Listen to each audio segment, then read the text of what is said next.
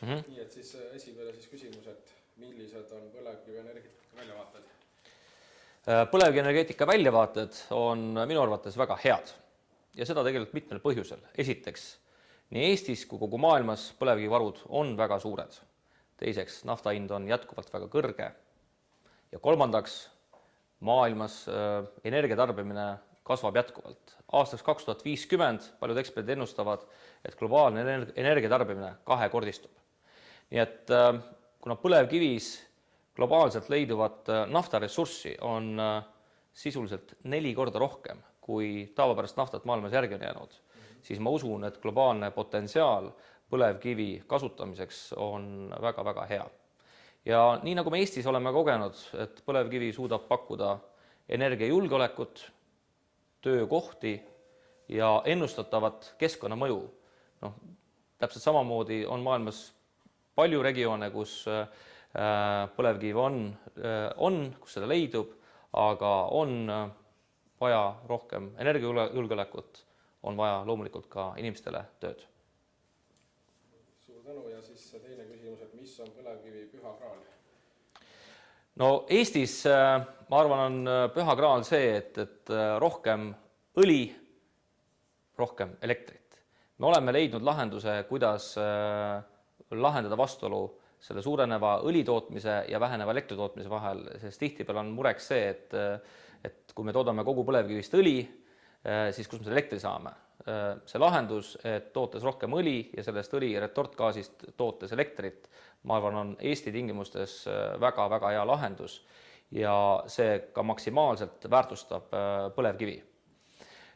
Globaalselt, ma arvan, püha graal on see, et erinevad tehnoloogiad, mis täna maailmas põlevkivil olemas on, tuleb kohandada siis uutele põlevkividele, kus täna veel põlevkivi kasutada. Ja siin kindlasti nii Eesti Energial kui ka teistel põlevkivienergeetika ettevõtetel on globaalse kasvupotentsiaal ja ma usun, et seda 100-aastast kogemust, mis Eestis on, tuleks kindlasti ka mujal ära kasutada.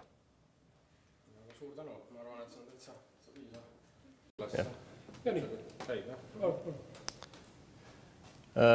Eestis on kindlasti põlevkivil väga-väga oluline roll, et kui me vaatame ajalooliselt ja vaatame ka nüüd pärast taasiseseisvumist, et siis kindlasti põlevkivi on olnud mitte ainult Eesti energeetika üks alustalasid, aga tõenäoliselt ka Eesti sellise iseseisvuse ja sõltumatuse üks alustalasid.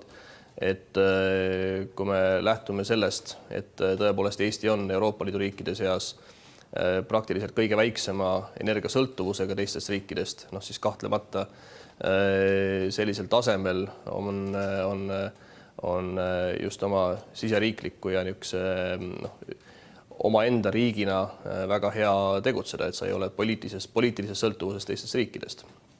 Aga kahtlemata põlevkivi ja põlevkivienergeetika on muutuste tuules, kui me vaatame selliseid globaalseid suundumusi, vaatame seda, mis toimub kliimapoliitikas nii Euroopa Liidus potentsiaalselt globaalsel tasandil, vaatame seda, mis toimub näiteks USA-s, on leitud siis kildagaasi ja sellist kiltade vahele kinni jäänud õli või naftat ja kui me vaatame kõikvõimalikke muid selliseid suundumusi, ka kõrgeid naftahindasid, siis loomulikult see tekitab küsimuse, et kas selline tänane viis põlevkivi väärtustamisel ja väärindamisel on tuleviku mõttes jätkusuutlik, kas me peaksime samamoodi jätkama põlevkivist elektrit tootes või mingisugusel muul viisil.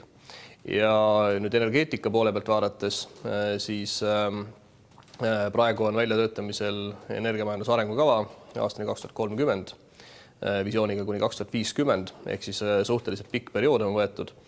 Ja selle raames me tegelikult tänasel päeval üritamegi siis välja selgitada, milline on põlevkivi elektri tulevik, milline on põlevkivist vedelkütuse tootmise tulevik, kas põlevkivi võiks kasutada energeetilisel otstarbel mingisuguseks muuks tarbeks ja kas leida tegelikult elektritootmise, õlitootmise vahel mingisugust sünergiat. Et tänased tehnoloogilised võimalused tegelikult selleks iseenesest päris hea aluse annavad.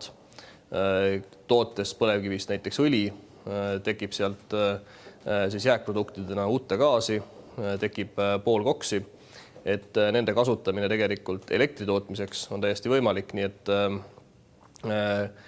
leides sünergia, tegelikult me saame ära lahendada 2 probleemi. Ühest küljest vähendada keskkonnaheitmeid siis põlevkivi kasutamisel ja teisest küljest toota 2 tooret koos, mida saab põlevkivist toota, ehk siis õli ja ka elektrit. Nii et sinna suunas tõenäoliselt me liigume.